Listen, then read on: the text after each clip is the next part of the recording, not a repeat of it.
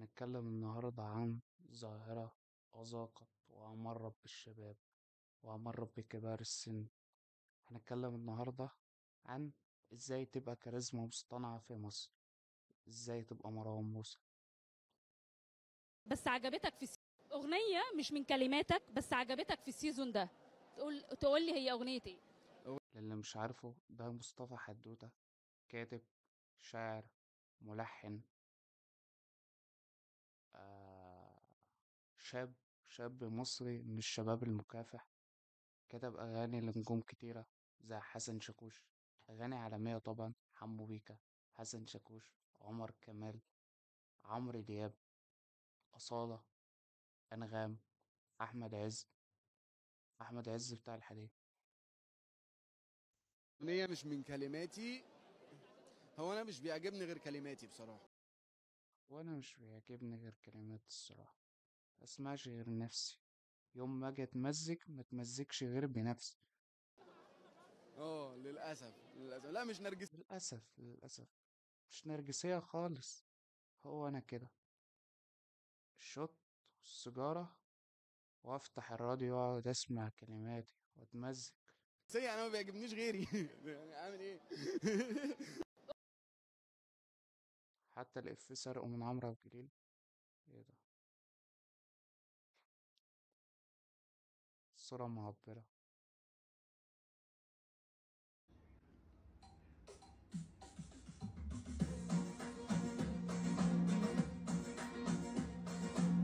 مصطفى حدودة عنده طريقة ماركتينج غلبت عليها الشركات الكبرى. مصطفى حدودة بيعمل أعظم ماركتينج في التاريخ، بإنه بيشغل الأغنية في شاشة زي ما أنت شايف، بيكون لابس نفس الطقم، بيكتب كابشن لما اسمك يتكتب جنب عمرو دياب. ايه اللي هيحصل بقى؟ وإيموجي اتنين تحت. أيوة، ايه اللي هيحصل لما اسمك يتكتب جنب عمرو دياب؟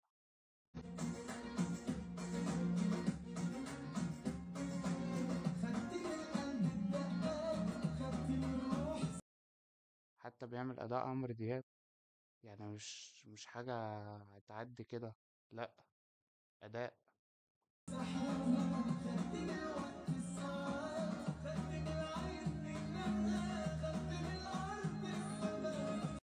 أنا خدت، كلنا خد. انت بتحب مين، شغل مين تاني من يعني المؤلفين ومن الشعراء؟ الشعراء، ده سؤال صلعباني. أكيد، أكيد هيقول له أحمد شوقي دلوقتي. تحب له تبقى مستنيه كده تقول مستني منه جملة جديدة، مفرد جديد؟ مين تاني؟ مين إيه؟ يعني إيه من تاني؟ تاني يعني ايه؟ يعني ايه مين تاني؟ انت بتقول مين تاني؟ يعني أنا الأولاني. انت الاولاني، انت بقى. المذيع جاله ايرور. انت بتقول ايه يا اسطى؟ انت حتة الأنا دي بص هتخلي الناس والله يعني. يا يعني جدع خف على نفسك يا جدع خف، بدل انا اقول لك بالمج اللي مش في ايدي ده. شوية. مش قصدي والله، مش قصدي، بس خلاص يا أنا سيدي، انت جامد، انت جامد. هو ما هو انت فشيخ، انت اعظم واحد في المجرة. جاوب على ام السؤال، خلينا نقفل ام الحلقة. مصطفى حدود ماشي جامد، مصطفى حدودة جامد. انا بكلمك بسألك سؤال، انت بتنقل، انت اللي مش قصدي، مش بتنكش. قصدي. أنت قصدك انت مين الشخص الأولاني؟ يا اخي بص أصل أنا ما قلتش إن أنا بحب حد أولاني، فأنا عايز يا عم انت الشخص الاولاني ارتحت كده، مين بقى الشخص التاني؟ جاوب على ام السؤال. أفهم مين الأولاني. يا سيدي بقى شيل تاني، حقك عليا، شيل خلاص. تاني. مين بتحب يعني بتستنى شغله من الشعراء، ينزل بس شغله وتشوفه؟ الحقيقة ما بسمعش حد، ما بتمزجش غير بيا، ما بحبش غير انا، ما بشربش غير سجايري، ما بسمعش غير ام كلثوم. كاتب مفرد جديد، جملة جديدة، حاجة جديدة بتستناها حد؟ مستحيل. انت بتحب مين شغل؟ مستحيل كده، مستحيل، وشوح بايده كده، مستحيل. عزيز هاجمني. يعني يعني رأي عزيز يحتفظ بيه لنفسه. يعني رأي عزيز شافعي يحتفظ بيه لنفسه، ما يتكلمش عني، وما يتكلمش عني بأسلوب غير لائق. انا مش. يعني يعني ايه استغفر الله؟ هو شتم ولا؟ مش يعني انت فاهماني لما تتكلم لما حد يسالك تفهماني؟ فاهمة؟ فاهمة يا عزيز؟ عن مصطفى حدوته، يا تسكت وتقول له غير لي السؤال مش هرد على السؤال ده، يا تتكلم عنه بطريقه يعني زي ما رسولنا الكريم علمنا، لا عليه فلتقل الصلاة خيرا والسلام. او لتصمت، يعني فاهماني؟ فاصمت بقى. فكرت تعمل اغنيه؟ يا اسطى انت ما عملتش بأي حاجة من الحديث، انت قلت الحديث وبعدين مؤاخذة يعني. انا شمام، فما تدينيش الفرصه ان اشمل. انت شمام؟ مين ده؟ نرجع تاني. عزيز هاجمني. انا ده شمام. مصطفى حدودة سن الكفاح، احنا جايبينه هنا عشان نكرمه في البرنامج ده. فاهم؟ لما تروح تاخد اوسكار وتيجي تقعد مع منى الشاذلي، انت عملت اغاني مع حمو بيكا، تيجي في البرنامج ده. فما تدينيش الفرصه ان اشمت فيك، وغلط فما تخلينيش اعرف امسك حاجه عليك، وزياط، فما تخلينيش ازيط معاك. وزياط فما ترميش ودنك ليا، وربنا قال زياط ايه ده؟ وبكبرها فما تجيش تحكها فيا من الاخر. وبعرضها، فما تجيش تعرضها معايا. كده انا وحش بس مش اوحش منك، روح اصلح من نفسك. احنا ممكن نقعد 3 ساعات نرمي ابيات الشعر ده. هات كوباية شاي وسجارتين واقعد معاك على القهوة ونقعد نلضم بيلاروسي من هنا للصبح. وبعدين ابقى اتكلم عليا. انا شمام. يا عم انت شمام يا عم، اللي تقول انت صح. اه، قلت لك دي طريقة ماركتينج، طريقة ماركتينج للأعمال بتاعه. ان هو بيجيب الشاشة وبيقعد وبيلبس نفس اللبس، برضه كان لابس شورت كروكس، نفس الشراب تقريبا مبيغيروش، تيشيرت. وهنا كتب أول أغنية ليا مع الكينج محمد منير، ايموجي راجل أسمر، دي عنصرية، وقال بس في حاجة محدش بياخد باله منها، ان هو بيغير المشهد ده غير المشهد ده خالص. الأداء غير الأداء، أداء عمرو دياب كان كده، أداء محمد منير.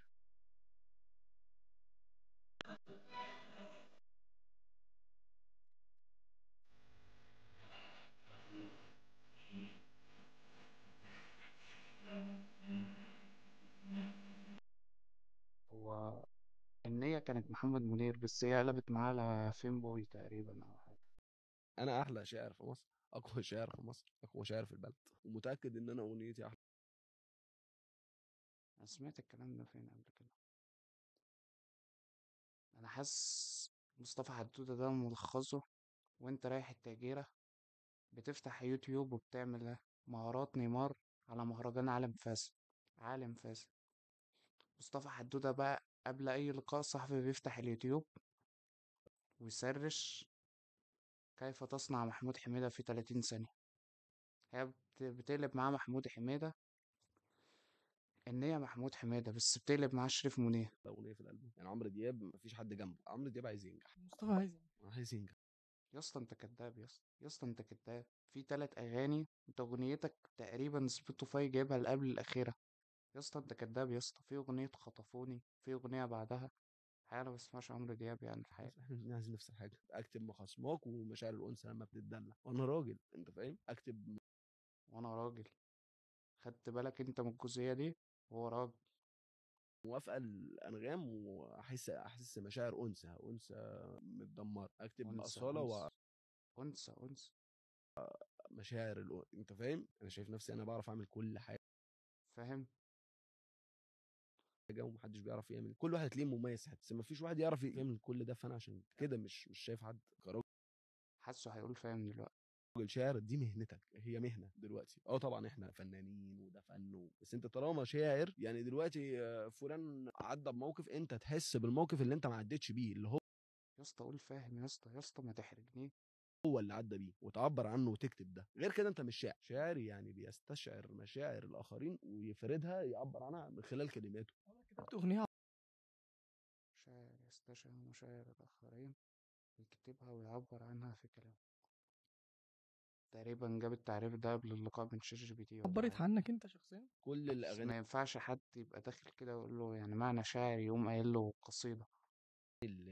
زي وسع وسع، انا بابا، انا بطلع انت تنزل، دي اغاني بتعبر عني.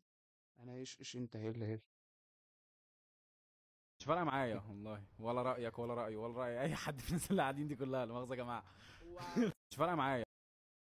ويجز والجوز الحكيم، محدش يقدر يتكلم او يقول اي حاجة على ويجز. ما مصلح الراب، مصلح الراب سين، وقف خناقة ما بين الفيوم وما بين الزمالك، فاهم؟ السين كان هيولع، السين كان هيبقى فيه كبريت وبخور. كان فيليكس يا اسطى هينزل يا اسطى، ليه البضاني يا اسطى؟ كنت خليتها تولع يا عم. حمو انت بتتكسف قدام الكاميرا ودي مش عوايدك في الفيديوهات، انا مش متعودة عليك كده. حمو وهو بيتكسف، كلمتين دول ما يتقالوش جنب بعض. ما عشان في لمة كتير وانا لسه ما مش في المود، يعني تدوني 5 دقايق. ادوني 5 دقايق كده، اطلع السيجارة الفها اشرب وهروق عليكم كلكم هتروقوا. يعني سيجارة عادية. كده وهروق على كل الناس. انا بخلص هنا وجاي ثواني. حمو متخافش، هروقك بعد ما روقت. يسمعني حين يراقص. مش متخيل المجد الربوبية وهي بتسمع. كانت ماتت يا اسطى، كانت ماتت تاني يا اسطى عادي. كلمة ليست كالكلمات يسمعني والله حلو، والله ما بكدب، حلو. حين يراقصني. كلمة ليست كلمات، مش كلمات، كلمات ليس كالكلمات. مغل... كلماتك ليست كالكلمات. أم كلثوم ممكن تغني الويجز عادي. تحت ذراعي زراعي. يزرعني فأحلى الغيمات. يزرعك في الغيمات، تمام. المطر الأسود في عيني. هو انا ليه كل ما بقرب منك بحس انك لسه بعيد؟ ولا بعيد ولا بحس انك مش انت مش حم ولا حاجة، بس أنا واكل مع شكرهم بشكل قولهم. طب خلاص يا اسطى، شامم ريحة من عندي خلاص. في عيني.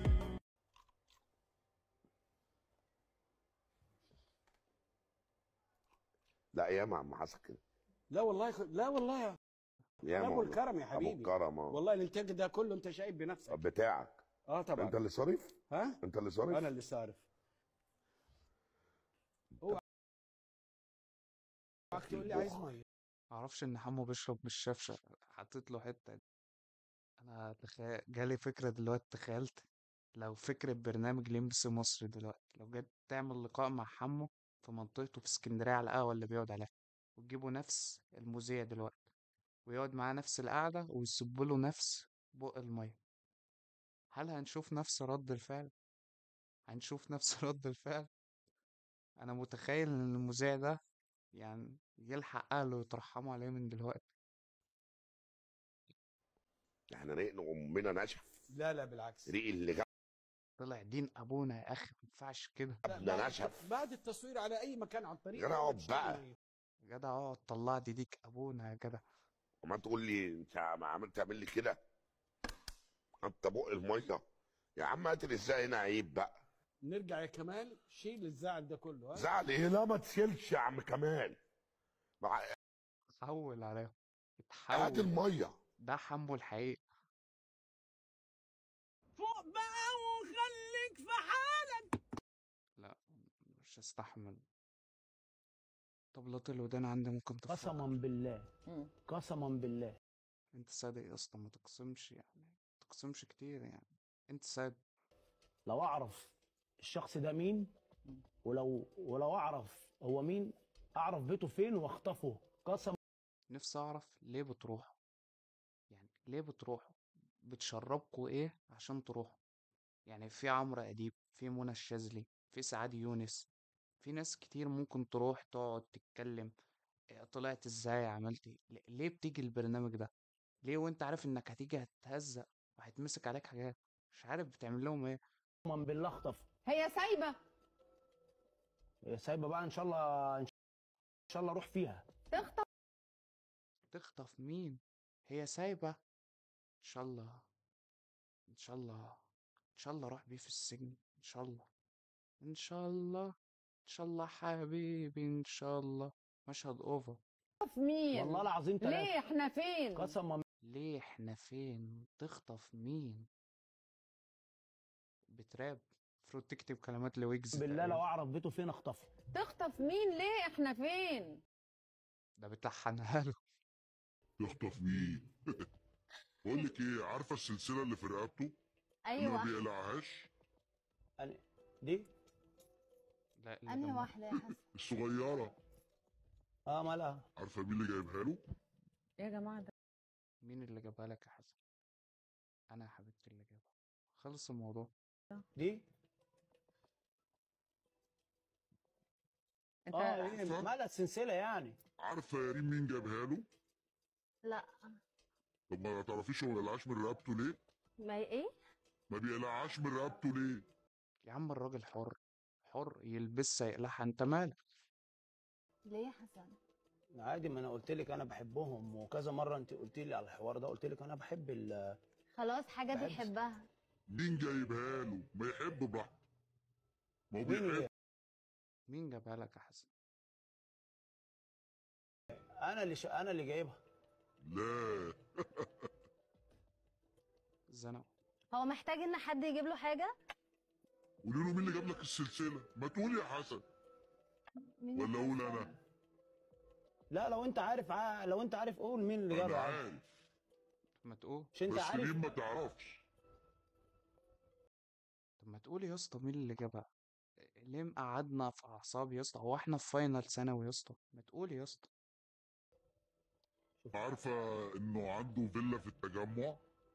الغريب مش انه مخبي عندها فيلا في التجمع، والغريب ان حسن شاكوش عنده فيلا اصلا. ايه؟ قال لك على العربيه أنا اللي ممكن كده جابها؟ ما اكملش عشان لا إيه؟ لا لا لا طب استنى بس، والله اصل هو كده بجد تجاوز حدوده. لا انا ما لا لا لا لا أصل لا. لا لا لا لا لا، انا ممكن كده ما اكملش. لا ممكن ما اكملش الحلقه كده، مينفعش. ده مش احترام. انت جايباني وقايلالي ان انا هتهزق، بس مش بالطريقه دي.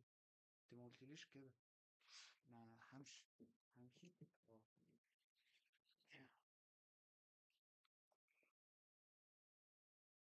اه 50,000 وصلوا، تمام. يلا نكمل الحلقة. انا قلت لك انا مش عايز اطلع في برامج ومش عايز اجي لان انا كنت مانع برامج، فانا قلت لك هطلع معاك. طب حسن اقعد. اقعد. اديني قعدت. قالت له اقعد. اقعد. شايف انت امك لما تبقى بتتخانق مع واحد في الشارع وتقول لك خلاص هجيب لك حقك، وانت تقعد تتكلم ضربنا عمل اسكت. اسكت، هجيب لك حقك انا دلوقتي. شوف هتجيب له حقه بقى ولا ايه؟ اديني قعدت اهو. رد عليه وقول له انت كذاب يعني، اصل انت لما تمشي. طب هو لو هيعرف يرد عليه قام مش ليه؟ انت مهمتك ايه دلوقتي؟ عملت ايه؟ الناس تفتكر ان ده بجد. انا عايز فيلة ايه بقى دي اللي في التجمع الفيلا والعربيه والساعة، انسيال الذهب، والرقاصة الفلبينية. اللي انت تحب تقولها لها النهارده يعني. بحبك حبيب قلبي وعشق وربنا. وحب عمري ارجل واحد في الدنيا. لا لا لا لا لا لا. الحمد لله على السلامة. احنا هنصلي على النبي. في حاجات مش هكمل. عايزين نصلي على النبي كده. والله ما هينفع. موضوع كبير، موضوع كبير. بقولك مش هينفع. بصيت بعين حبيبتي حسيت اني غريب، بتقول لي انا مش هكمل كله اسمه نصيب. قلت لها انا مش هحبك ولا حتى هتشوف فيني، من النهارده انا هبعد انت اخترت تسيبيني. موضوع كبير. ايكونيك. النظرة ديت محمد رمضان بيعملها في المسلسل 3 مرات تقريبا، بيعيط بعين واحدة. حسن شاكوش عملها في برنامج. عارفك التشبيه ده. محمود حميدة عرفوا التشبيه بروبرت دانيرو ولا عرف؟ ليه؟ يا اسطى ليه؟ روبرت دانيرو واخد اوسكار. اوسكار. انت معلوماتك عن الاوسكار ان هو كلب او لا يشرفني يعني. ايه هو ريمبو يا اسطى، ما عادي. تمام. ايه روبرت دينيرو العرب ده؟ يعني ايه؟ بحس محمود حميدة بيستناك تسأله السؤال عشان لازم يخش فيك دخلة شمال. يعني هو ممكن يريحه ويقول له تمام بس أحب يكون اسم محمود حميدة وتمام عادي، إنما هو لأ، لازم يتخانق معاك، لازم يبين قد إيه هو مختشي. انا اسمي محمود حميد. أهو بص يجو، أنا اسمي محمد المهدي، ولو وصلت دلوقتي في موقعي هذا في الفيديو العبط ده، اعمل لايك وسبسكرايب وفعل زر الجرس، متبقاش عبيط زيي. تعرف تنطقه؟ طبعا. بس خلاص. طبعا هم شايفين. محمد المهدي، تعرف تنطقه؟ روح بقى اعمل لايك وسبسكرايب. تمام. لا لا لا لا لا لا. ما ينفعش حد يعاتبك لا حتى ما ينفعش حد يضايقني انا. بالاخوه. لا لا لا. عشان احنا اخوات لينا حق على بعض. ولا بالبنوة ولا بالابوه ولا باي حاجه. ممنوع. ممنوع. بتعاتب نفسك ازاي وبتحاسب نفسك؟ انا متأكد ان محمود حميدة ده الاخ الصغير، انا قدامه 3 4 وهو اخر العنقود، اللي ابوك بيقول لك عمري كلكم عندي نفس المعزة، بس لو حد قرب منه بيتعلق في النجف وهو بيتربط، بيتجلد لحد ما يبان له صح. بقى ليه؟ اللي حصل حصل خلاص. عشان تمشي صح. ما نعدل خلاص، نعدل التصرفات. ما نولع بقى ولا ما خلاص احنا مشينا غلط. ايه اللي اتغير فيك؟ حاجات كتير جدا. زي ايه؟ زي ان انا باخد ودي معاكي في الكلام دلوقتي، قبل كده اروح قالب عليك الترابيزه وماشي. نطلع لفوق. المذيع جالها يقرب. اطلعوا. انت مغرور؟ قلت لهم والله انا مش شايف، بس الناس بتقول يبقى اكيد صح. انتوا شايفين ان انا مغرور؟ انا مغرور. ما دام الناس قالت ان انا مغرور يبقى اكيد صح. انا اول واحد في مصر والعالم العربي ياخد فلوس في التوك شو، عشان انا ابويا مش في البرامج، في التوك شو. معلمنيش ببلاش عشان اجي اتكلم معاكي كده وما اخدش فلوس. وانا اول ما طلعت وطلبت فلوس في البرامج فكان الناس بتعيب عليا، ازاي هتاخد فلوس في البرامج؟ لا والله انا ابويا ما علمنيش ببلاش. انا عن نفسي مبسوطه جدا النهارده. انت مبسوط معانا النهارده؟ تقريبا. نطالب بحلقة محمود حميدة مع اياد الموجي، لازم تجيبوا اياه. لماذا رفضت المشاركة في فيلم عمارة يعقوبيان؟ عشان ما دفعوليش الاجره بتاعتي. ممكن الأجرة بقى كانت كام؟ أكيد مش هيقول لها يعني. أسألك، كان طلبت الأجر كام؟ مليون جنيه. مليون جنيه. مليون جنيه في عمارة يعقوبيان؟ عمارة يعقوبيان سنة 2000، مليون جنيه الدولار كان ب2 جنيه، دلوقتي ب50 جنيه، يبقى نص 30 مليون جنيه. ليه يا اسطى؟ انت كنت هتبقى مكان عادل إمام ولا؟ ندمت على هذا الموضوع فيما بعد؟ انا لا اندم مطلقا. امال عادل إمام خد كام؟ ولما شفت الدور على الشاشة قلت كنت هتعمل دور خالد صالح؟ يا اسطى ايه يا اسطى، هو البسكليتات كانوا غاليين في الوقت ده قوي ولا؟ لو تغاضيت لا. بعض الشيء عن هذا الموضوع انت كنت انبسطت. اولا خالد لعب الدور حلو. صح، خالد لعب الدور حلو. ببقى عايز ارجع لما بتيجي مشاهد. طبعا خالد ممثل كبير يعني. لا ما عنديش انا مشاكل في الحكايه دي. اه جبتني عايز تأجرني ادفع لي فلوسي، مش هتعرف تأجرني؟ هو عشان المشهد كان بسكليتة يعني فتأجرني ماشية مع الكلام تمام. خلاص. حتى لو كنت مقتنع بالعمل كقيمة فنية ممكن يكون كل له دي إضافة. كلام ثانوي بالنسبه لي. الأجر هو الأولوية. الفيزيتا تديني فلوس، تأجرني، تعمل فيها اللي انت عايزه، حطني ابقى كلب في المشهد عادي، بس تديني فلوس. طبعا. مش انت عايز خدماتي؟ مش انت عايزها؟ عايزني؟ عايزها. عايزني ادفعلي، يا اما هروح الاهلي احقق لك عائد، فلازم تدفع لي اجرتي. طب لما خالد صالح خد مليون جنيه، باسم سمرة خد الدبل يعني عشان هو كان فوق يعني ولا؟ بليز هنا بليز يعني ما بحبش انا اتصور. ثانية واحدة يا أستاذ محمود لو سمحت. طيب. عفوا. عم محمود مش معقول بقى كده. عم محمود بقى. عم أستاذ محمود أستاذ نور. مش عايز انا. عم محمود بقى، عم محمود ما ينفعش كده، عم محمود بقى. يا عم محمود بقى. يا أخي ده صورة ممكن تطلع غلاف. بمناسبة الفيديو ده، عندي واحد صاحبي نفس محمود عبد العزيز بالظبط، نفسها نبقى متفقين على خروجه بقالنا اسبوع وحددنا المكان وكلنا اتفقنا، يجي واحنا في الطريق انا مش برتاح اقعد في المكان ده، مش بحبه، ويعمل خناقة ويسيبنا وهيروح، فيقوم مبوظ حياة 7 اشخاص كونت اللي احنا هنروح في المكان ده من اسبوع، ويخلينا نغير ونروح مكان تاني. نبقى متفقين ان احنا رايحين هناكل في مطعم او واحنا في الطريق، يعني مش قبلها بساعة، لا واحنا بالطريق يجي له هاجس كده، لا انا مش بحب. انتوا هتاكلوا فراخ؟ اه. انا عايز اكل بيتزا. احنا هنروح ناكل بيتزا. انا دلوقتي حابب اكل بيتزا، بيتزا بيبروني، حسسني ان هو في ايطاليا.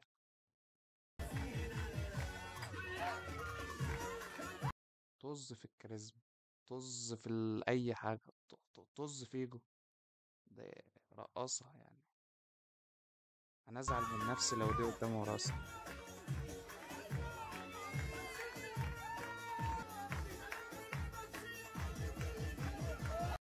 لا مش للدرجة دي، كده القرى بتاعتك بتقل عندي، مش تنزل للدرجة دي. يعني رقصنا ماشي، انما كده يعني.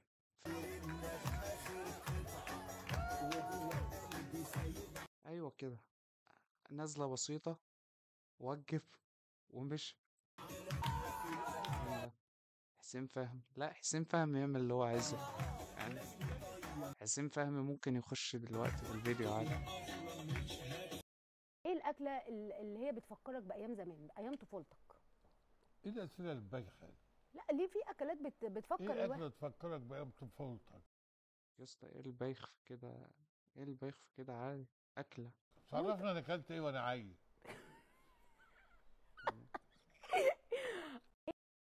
اجابه منطقيه يعني. الواحد مش بيفتكر كلام امبارح، فهو عيل، هو يعني عنده 80 سنه تقريبا ولا حاجه، كبير برضه. بمناسبة محيي إسماعيل، الفيديوهات الجاية كلها هتبقى من محيي إسماعيل. أنا محيي إسماعيل مش فاكر له غير فيلم واحد، طلع مع رامز جلال، اللي هو كان الصوت اللي بيبقى في خياله، ده هو الدور اللي فاكره له وأنا صغير. وفيلم كمان اللي هو الإخوة الأعداء مع نور الشريف وحسين فهمي. وعندي سؤال ليه، لو هو شاف الفيديو عايزك تجاوبني، ليه واحد ممكن ينتحر عشان أخوه ياخد إعدام؟ إيه الممكن إنك تنتحر عشان أخوك ياخد إعدام؟ طب ما تروح تسلب نفسك يا اسطى لما انت عايز تموت وتعدم انت، ما انت اللي قتلها. قبل ما اطلع. وبعدين تقتل ابوك؟ ليه تقتل ابوك؟ كان بيضربك، ما عادي يا اسطى، ما كانش بيطفي سجاير في قفاك يا اسطى، عادي. في بوهياجي مات. بوهياجي مات. ابنه مشي في الجنازه يقول بويا بويا بويا بويا. بيقول لك الدنيا اذا اتت نعم باض الحمام على الوتد، واذا ادبرت بال الحمار على الاسد. ده شعر، ده مش نكتة، ده شعر. بال الحمار، بال يعني شاخ.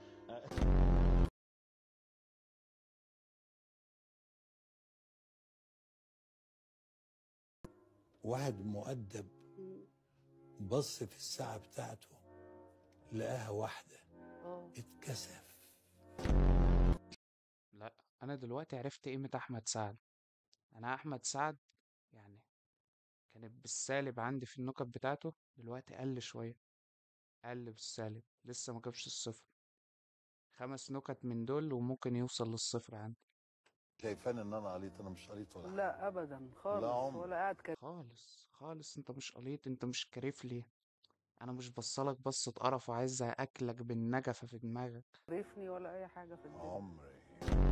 محيي إسماعيل أخاف منه من الجواب. نحن أمة نامت حتى شخرت. عارف النكتة دي؟ فلما استيقظت شخر لها الجميع. فلما استيقظت سخرت لها كل الأمم.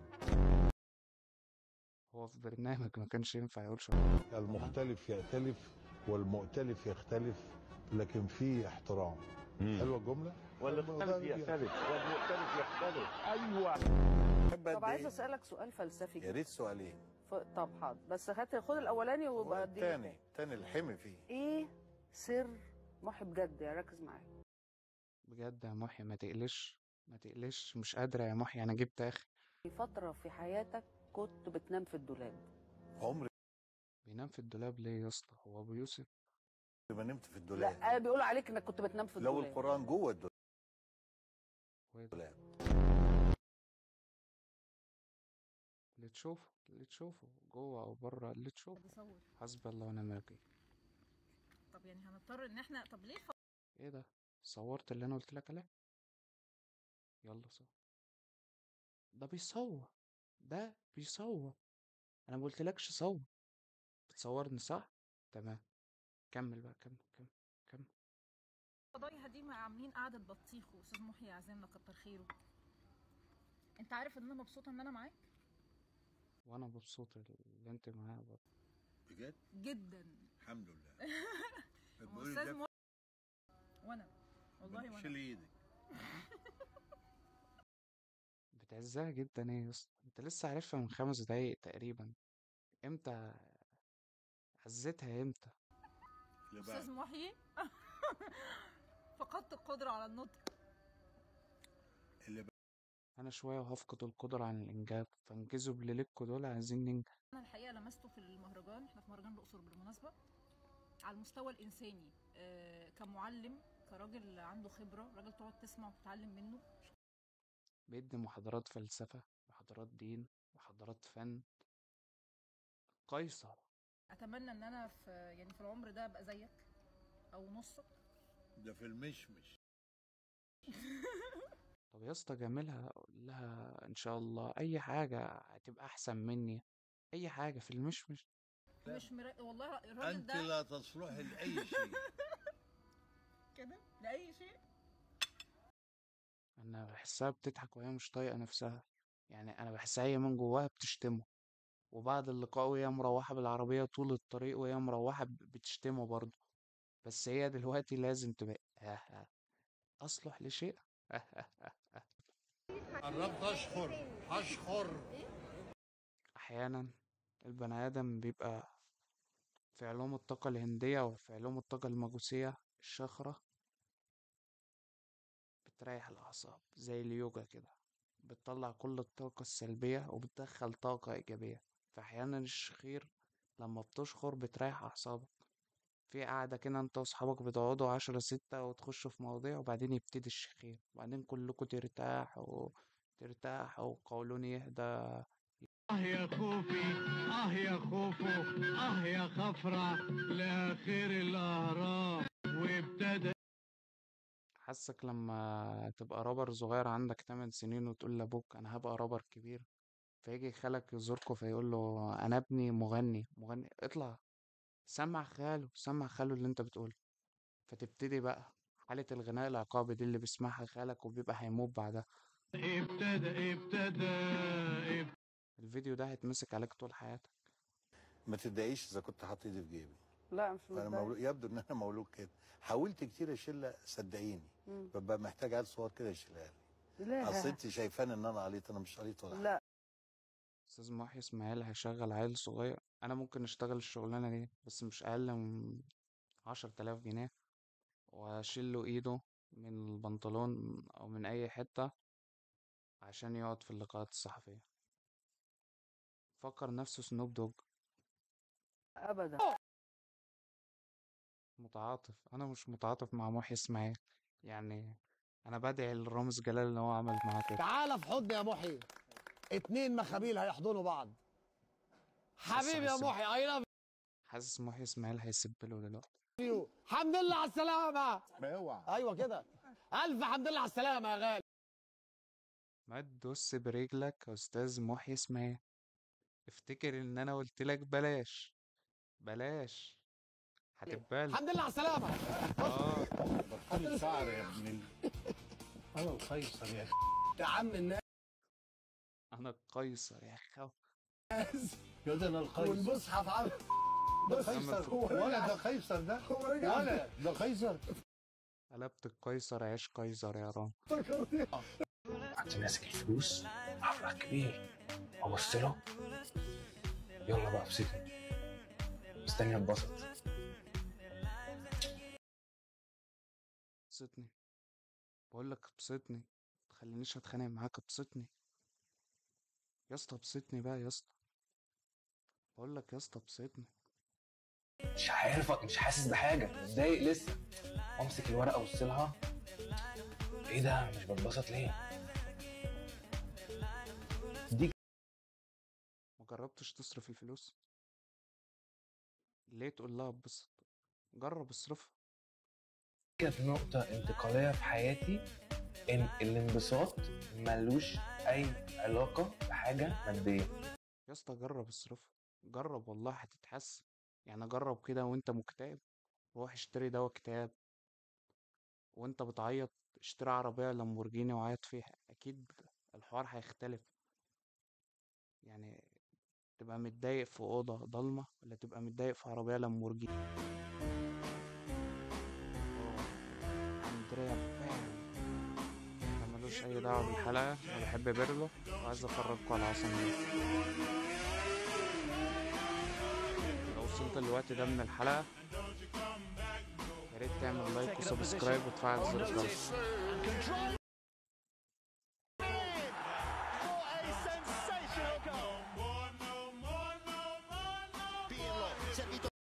Absolutely cinema. It's absolutely cinema.